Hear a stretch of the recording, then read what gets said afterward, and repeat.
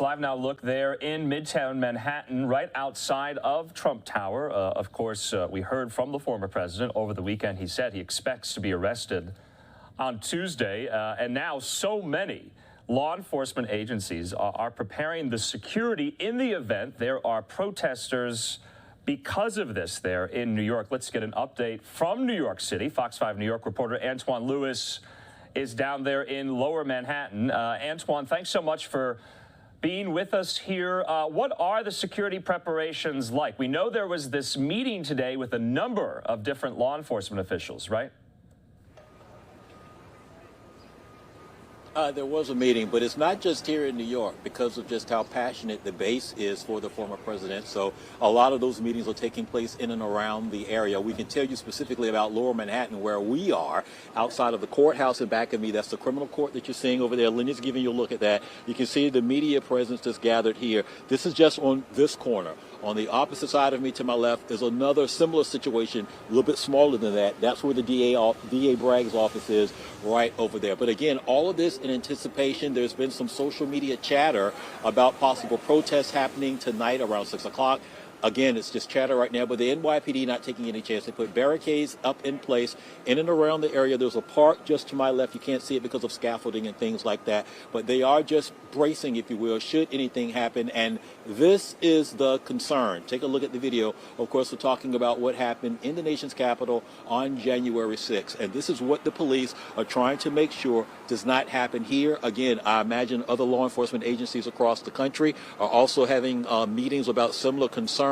Now, we spoke to a security officer who talked about this because of the passions on both sides. We're talking about the anti-Trump people as well as the pro-Trumpers, them coming together and the potential for things to get out of hand. Take a listen to this. We have a history of violent protests that occurred in the summer of 2020 and how this current DA was involved, how those protesters were handled. So you have all those factors coming together along with the main person, the central person we're talking about, former President Trump, those who believe he's the target, those who believe they don't care for him. I think there's a real potential for violence here that needs to be considered in planning for these events. We're doing what we always do. We're monitoring comments on social media, and the NYPD is doing their normal role of making sure that there's no inappropriate actions in the city. And we're confident we're going to be able to do that.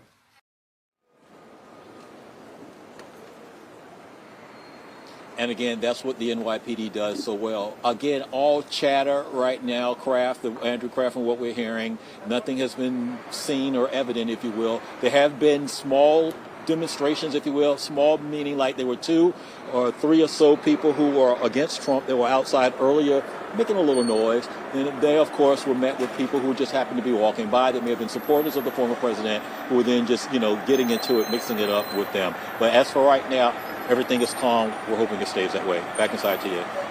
Yeah, Antwan, I'm just kind of curious. Obviously, there's so many members of the media kind of staked out outside of the courthouse there. Like you said, there were some small, maybe groups of demonstrators. What about your average New Yorker? What about your average tourist who's visiting New York?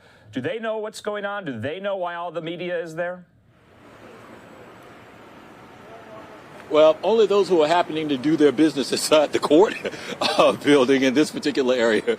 If you got tourists around this area, then they may have gotten into some trouble. So, no, there are certainly people who are leaving either the district attorney's office or the criminal court building and then seeing all of that, then just happen to walk by. But I think the word is pretty much out, about what's going on, and that Cohen testified. Stormy Daniels was here last week. So, yeah, but in this particular area, Andrew, just if you're familiar with the landscape, yeah, this is like Court Row, if you will. So, yeah, anybody that's moving in and about this area has court business.